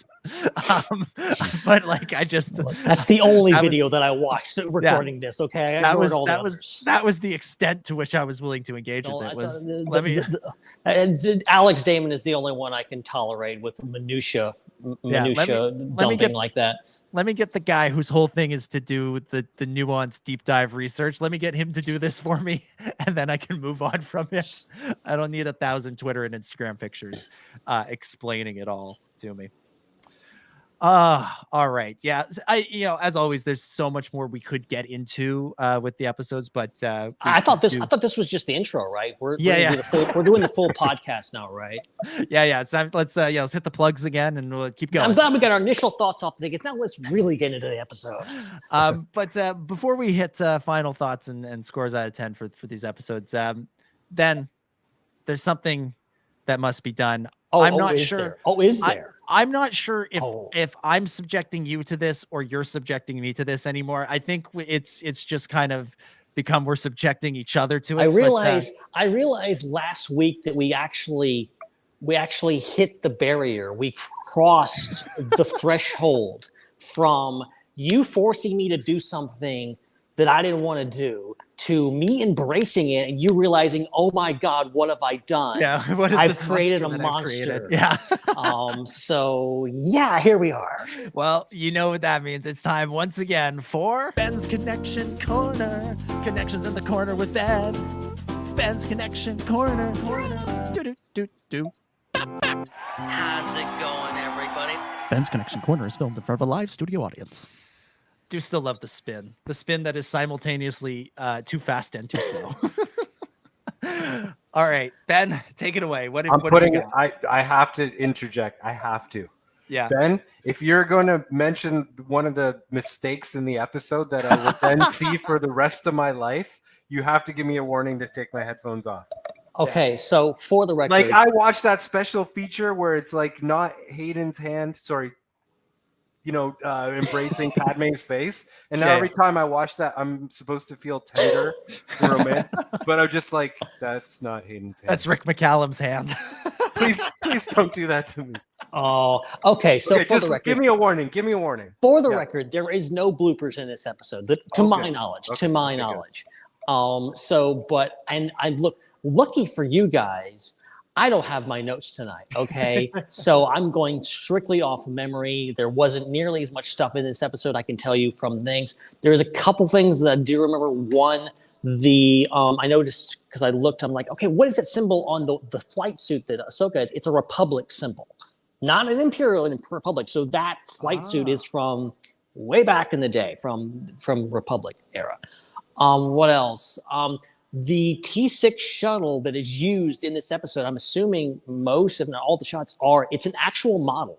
Now, some of you, if you went to Celebration, you saw this model, but they used it in this episode. And I'm assuming all the episodes, but it's real. I forget. I will look up the guy's name and I will credit him on the next episode. But there is a model maker that went and he put blood, sweat, and tears into making that model. It's amazing how it performs in this episode in particular is phenomenal. And I love that they're continuing to kind of use all the tricks in the bag and continuing to use some models whenever they can, which is cool. I think that's it. Honestly, I can't think of anything else. So T6 is Ahsoka's ship, right? T6 is. I would like to contribute to Ben's Connection Corner. By all means, take it away. Thank you, Ben. That the T6 was originally designed by one of the Clone Wars lead designers, Russell Chung. There you go. Because it was all over Clone Wars. We forget that. Yeah. Yeah, it's one of my favorite designs for. They crashed it so many times and blew it up so many times. It was clearly just throwaway ship in Clone Wars. Yeah, but I loved it. Like I thought it was such a cool design. And yeah, Ben, you mentioned it was at Celebration. It was part of the Mandalorian experience. That was where we first sort of saw it and we realized it was going to come back. And I remember seeing it as Dan, you and I, as we were walking through that whole area. And going like, oh wow, they're bringing back one of my faves, and being really really excited about it. And somehow even more exciting was this summer at San Diego Comic-Con. They had it again, and they had it out where you could just see it. And so naturally, that was one of the first things that I charged over to was the T6 and grabbed a picture with it, because it was such a cool design in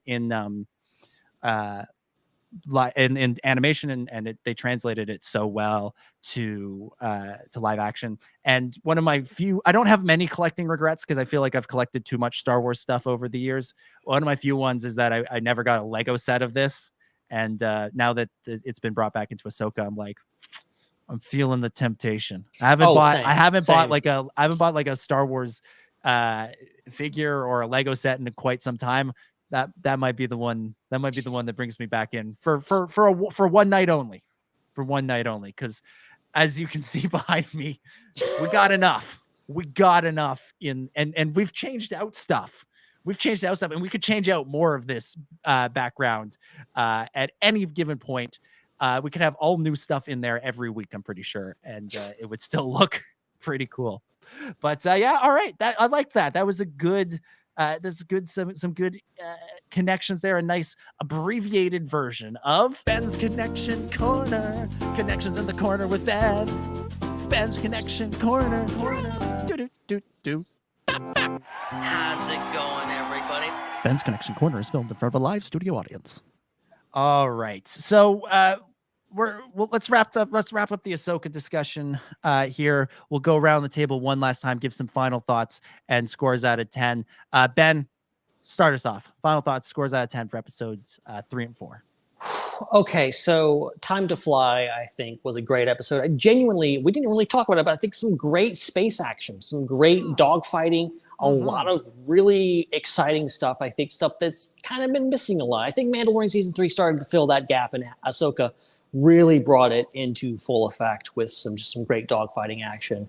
And just all around, I love it. Again, Huyang shines. We won't talk enough about how great Huyang is. And yeah, just a whole lot of stuff. I think I will give this episode a 9 out of 10. Honestly, it's great.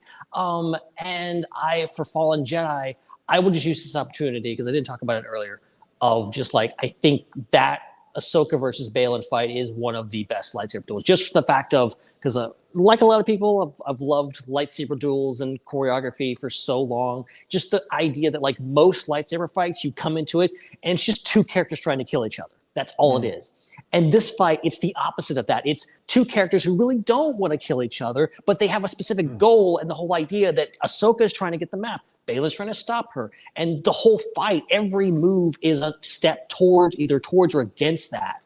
And that's something you don't get in every lightsaber fight. There's a lot of lightsaber fights that are kind of superficial. As much as I love them, they're not as than that. And everything else about the episode really was just so methodical, ratcheting up the tension, so much drama, so many great lines of dialogue, so much great action, and so much great performances from the entire cast. So I'll give that one a 10 out of 10. Dang. All right. So we got a 9 and a 10 from Ben. Din, as we've talked about, we brought you on last minute. Didn't have a chance to relive the episodes. I'm not going to ask you for scores or final thoughts on these ones. Thank you, because I don't even. Yeah. It's all a blur. No. Just give us 11 out of 10. Just give us some wrap up thoughts on Ahsoka from you. Yeah, 11 out of 10. I mean, you can. I can nitpick a few technical things or minor weaknesses in storytelling that I've heard bandied around, and I can't say I disagree with them all.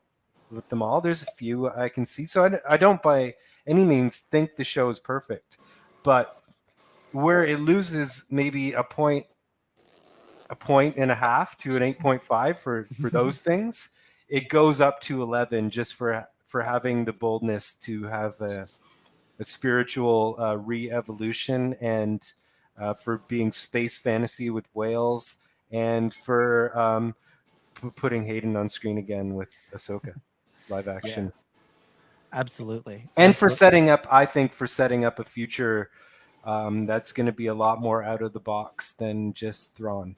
Yeah, that's what I think. Yeah, I absolutely agree.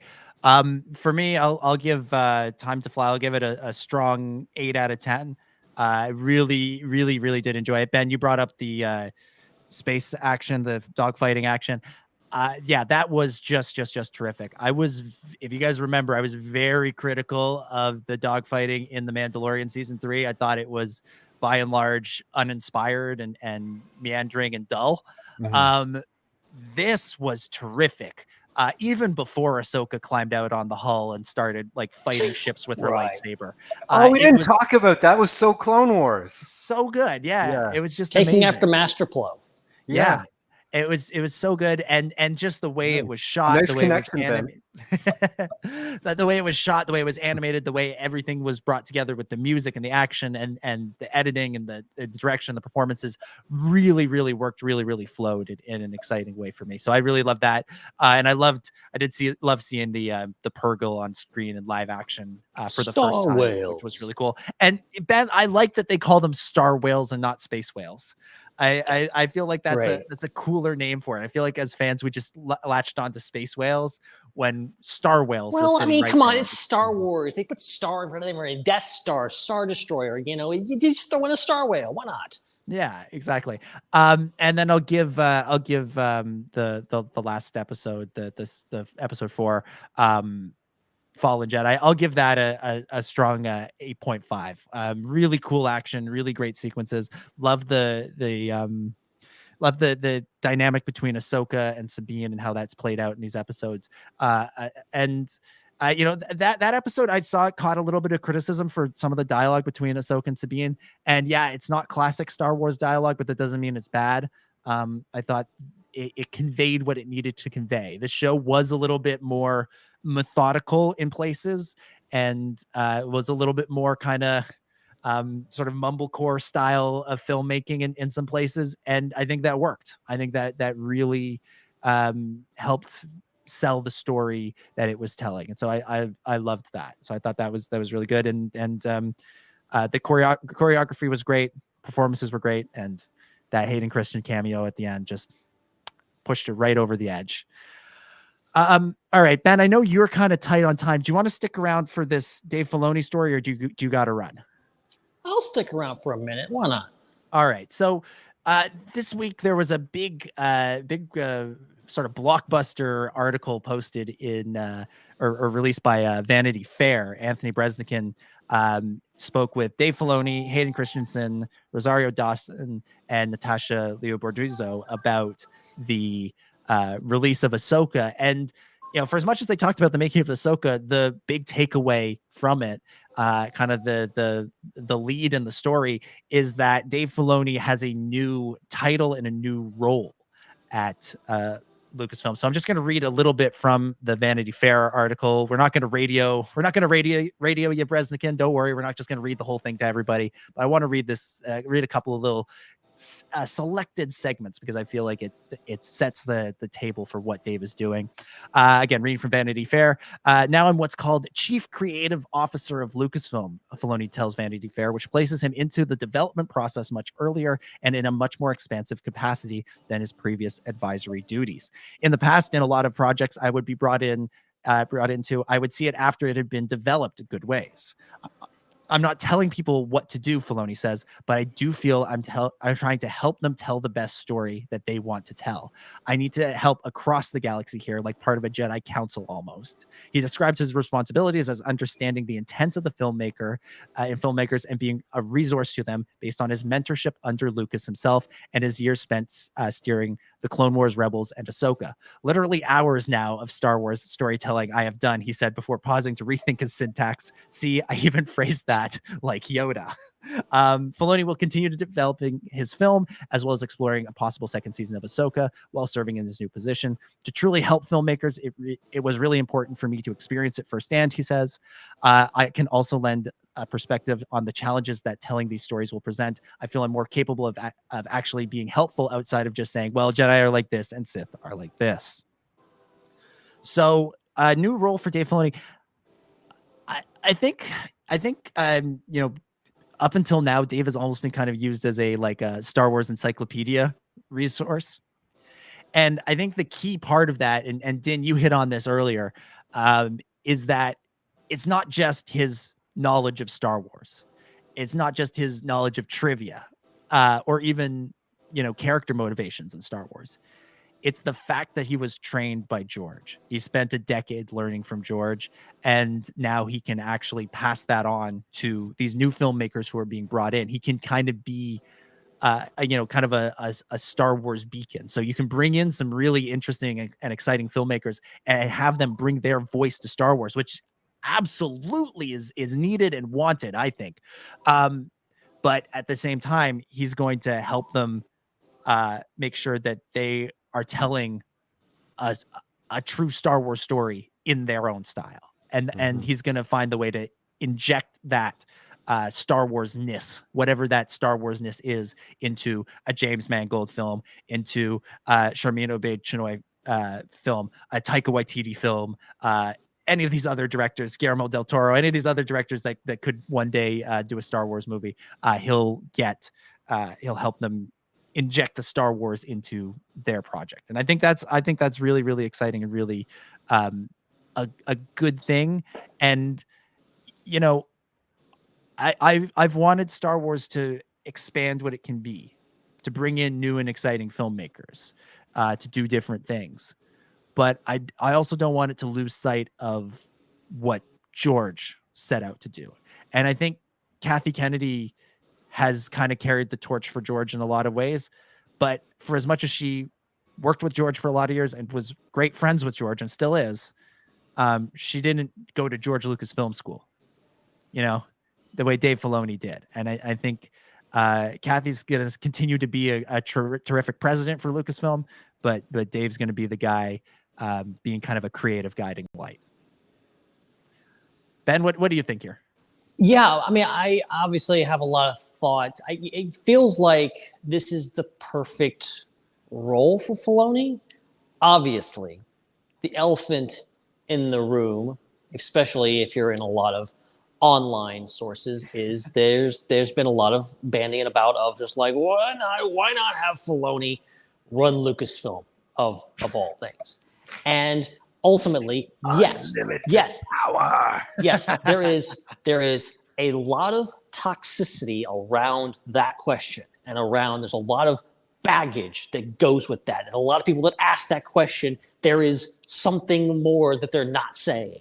Okay, but I'm not going to talk about that. Just taking that question at face value of just like, why shouldn't Filoni ask question? You know, be the head of Lucasfilm, completely replace Kathleen Kennedy.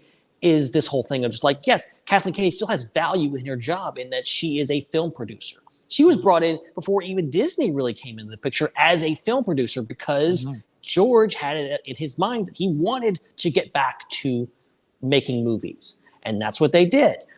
But I think ultimately what we're left with is this like, I think now she, being the wise, again, you can thank Kathleen Kennedy for this. Thank Kathleen Kennedy for promoting him. She's still the top. She's making the decisions. She sees the value in Filoni as someone who works so closely with George, perhaps even closer with him than she did for a while, especially on Star Wars, and his knowledge, not just from a filmmaking perspective, but not just like you're saying, not just knowledge of Star Wars, but like how to make Star Wars. There's a difference between I've won a couple of trivia, things. Okay, I know Star Wars. Rub it in. But I'm not saying that if you told me, hey Ben, go make a Star Wars movie, it wouldn't be one of the worst things you've ever seen. Okay, like, look, I'm not saying my knowledge base is a bit different in that department, but Filoni has that perfect amalgamation of, he loves Star Wars. He was going to Celebration dressed as Plo Koon, 25 years ago, but now he's been to George Lucas Film School. He knows the stuff backwards and forwards. Now he can come in and help other people do what he did. And now it almost makes sense now that, like, yeah, he wasn't just like, he didn't just jump from animation to live action because he could. He's doing it to get the experience so that now he has a reference point talking to other people about it. So I think this is the perfect role for him. I think this is someone, I love that not only is he going to be working with Kathleen Kennedy, they're bringing in Carrie Beck to work with him too. And she's been a longtime collaborator, someone who's been in the background, hasn't got enough credit for how much she has done for Star Wars. So I think this is a great thing. I think creatively, we may not see a ton of like results from this. We may not see, but I think ultimately it's a good thing. It's a good thing for Star Wars, and we may maybe this is what has been holding up everything. Maybe we'll finally get a more direct vision on what Star Wars movies, TV shows, everything is going to be in the near or far future. Dan, like I said, you touched on this a little bit earlier. Do you have anything you want to add on it? Well, I think I fully elucidated my thoughts on the matter earlier. Perfect. But I could summarize them again. If you want. No, like very, very short, which was for anyone that is tuning in now, which is basically that I just think that the soul of what Star Wars would have seeped into Dave through the training. And of how to create it and what things were really important to it. And you have to think, if you're making that show with him for 10 years, you have to think there was moments where he was if we ever do an ST, maybe we want, if George is seriously trying to teach Dave, he'd be like, you got to say something. And he would really be teaching him about how to be an artist, I think, and not just the technical things. And so I would assume that. And I think so we need that spirit to bring stuff together creatively of what the soul of Star Wars is. And I would define that as being the weakness of Star Wars Disney at this point, is that it wasn't cohesively tied in, not just narratively, but just what's the soul of Star Wars and where is it going and how do we all work together to get it there? And I think there's no hero worship from me for Dave. I just respect the teaching, like I said earlier, and I think he's just the best guy for the job, even though he's not perfect. He's, I think, probably because of the training, the only one that can help steer it that way. That's it. And I think ultimately, because obviously I'm very much online with these kind of things. I read a lot of comments, I read a lot of tweets and stuff like that, and there's been a lot of obviously praise and cheer and oh my God, it's Filoni getting the credit he deserves, getting the sway he deserves with Lucasfilm. There's also been a lot of like, oh crap, like you have a lot of people that don't like Filoni. To those people, I say, I genuinely, even if you like, Filoni's not a perfect storyteller. He's made some duds. I haven't loved everything that he's done, but I think he has a very fair, viewing of Star Wars. Back when it was not popular to like the prequels, he was one of the people that was really carrying that torch and going like, this is one big story. There's 6 films, not 3. And the Clone Wars is part of that. He never, he's always talked up animation as this, it's just another medium. It's all one big story. I love that about Filoni. And I think he's someone that obviously is close with Rian Johnson. And he's had these relationships. And I think if anyone can make all this stuff happen and make it go together and not be biased towards like, this is Star Wars, this is not Star Wars. No, it's all of it. Filoni has this he's the Bendu. He's in the middle. He's kind of he's taking all this in stride and really doesn't bring a lot of baggage to the job, I think. And not every. I mean, it's ridiculous to think that everyone is going to like anyone who gets into any top position of Lucasfilm, which is a global mythology. Like not everyone like Lucas. It's just not going to happen. No movie is ever going to unify us. No person is ever going to unify us. No idea is ever going to unify us. If you want to be united in fandom, just think about the way you feel and act from the inside and how you treat other people. And you're not going to like everyone in charge. Yeah, absolutely. Sorry. No. It's a good point. It's a good point. I'll end on one sort of final thing about Filoni, just from like a more kind of like technical perspective on why I think he'll be good in this role. Clone Wars was not one genre. Clone Wars was every genre. Yeah. That was him and George trying every genre and saying, how do we make a Star Wars this? How do we make a Star Wars that? How do we make a Star Wars Hitchcock movie? How do we make a Star Wars World War II movie? How do we make a Star Wars monster movie? How do we make a Star Wars police procedural? How do we make a Star Wars, every type of story like that, political thriller, everything. And so now when you have different filmmakers come in and say, I want to do this in Star Wars, even if he hasn't done that specific genre before, he knows what it takes to inject Star Wars into a genre and to meld the two together to get the best of both of them. And I think that bodes very, very well for the future. Yeah. And I think no matter what your view on Star Wars is, no matter what kind of Star Wars you like, whether it's Last Jedi, Ahsoka, Andor, original trilogy, prequels, Clone Wars, Rebels, Resistance, whatever, I think Filoni is going to be a cheerleader for any of that, as long as it's good, as long as it is proper and is in line with how he sees how his relationship with George and what he was taught. And as long as it's in line with that, as Din's saying, the soul of Star Wars, then I think he will be the harbinger of that. All right. Well, he's just best suited. No one's perfect. Absolutely. He does look good in a suit and a hat. No, please, no. He's not wearing a suit now, is he? Oh, that's awful. Still got to wear the hat. No matter what, even no matter what meeting he's in, who's on the other side of the table, cowboy hat. All right. Well, I think with that, we're going to begin to wrap things up for this week. I know we haven't done Ask the SWU. We'll do a jumbo-sized version of that next week, but we've covered so much, had such a great discussion that I think we'll wind things down. We'll do a slightly shorter episode this week, and we'll supersize Ask the SWU for next week. So if you sent in a super chat, don't worry, I'll screenshot them all and bring them to next week's show.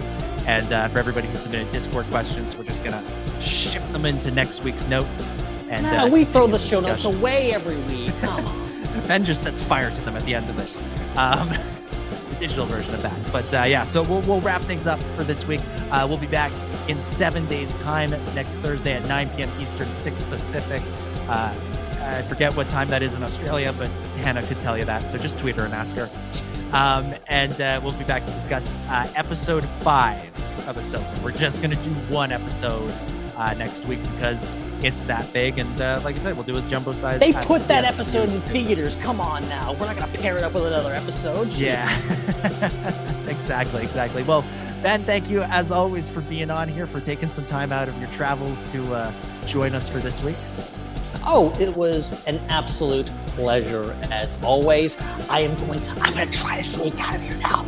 I don't know, they haven't spotted me yet, but hopefully I'll be able to get out of here without getting arrested or something like that. But yes, I will be back in my normal studio next week, and it's been a great time. And I just want to say, go follow us on Threads. We have been on fire on Threads.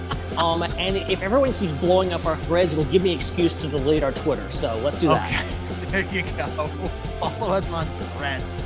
Sure, why not? And also make sure you check out the Intergalactic Peace Coalition podcast, Ben's other podcast. And you did like a holiday special talking about food. We did. I haven't edited it yet because I've been on vacation. But it's a great episode. We talked about Loki and our favorite Thanksgiving foods. It's going to be great. It should be out sometime this weekend. All right, check that out. Din, thank you for stepping up this week and joining us. I just checked. I texted you this morning at 11:10 a.m. asking you to come on this episode. So I gave you less than 12 hours notice, and like the pro that you are, you stepped up. I was on the way out the door, but yeah, I can't say still not a record for how late I've contacted people to get on the show.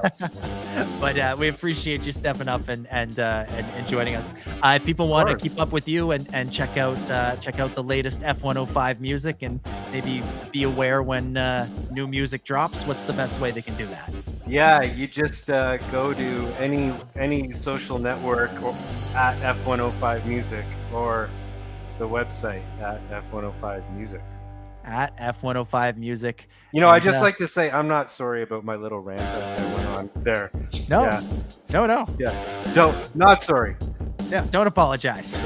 Too Canadian. Don't apologize. Yeah. Check out F105 Music at F105 Music on all the social medias. And in between episodes of the SWU, you can rock out to some F105 tracks. Also, what else? How does Chris usually do this at the end of the show? Subscribe. It's the same stuff as the beginning of the show. Subscribe to the show on YouTube, Spotify, Apple Podcasts, wherever you get your shows. Become a channel member on YouTube. Be sure to tune in live so you can super chat with us. And if you are listening on a platform that allows you to review, like Apple Podcasts or Google Play, leave us a review. We would really appreciate that. Join the Discord to keep the conversation going between shows, and join in on all the fun shenanigans that Joel and Ben have going on. And also submit your questions for next week's Ask the SWU there. And just, follow us on social media everywhere at the SWU. Threads, Blue Sky, Friendster. Is that a thing? Are we bringing that back? No. You're going too far. Blue Sky and Threads, those are actually things that we are on. We're also pointing. Are we on Mastodon? No, I refuse. Okay, good. As a social media director, I refuse. Sounds good. It's too much. And make sure you're following. Make sure you're following all of our shows on the network, including the Raeside, which is on Hannah's channel, Ion Cannon, which is on this channel, Tales from Beyond the Galaxy, which is on their channel, and Tractor Beam, which is also on this channel. And follow us individually on social media. at Dominic J25, Ben Hart with no E, at the Raeside, at C3PO, and at F105 Music. All right, that's it. Ben's getting the wave. He's being told he's gonna get out of there. There's just people walking by. There's people walking by. I'm giving them directions. That's how it happens. That's how it works. And literally, that's what I'm doing. Amazing. Well, reach that time. What a perfect way to end the show. So for this week, for Ben, for Din, for Chris, for Hannah, for all the wonderful people at the Star Wars Underworld Network, my name is Dominic, and may the Force be with you.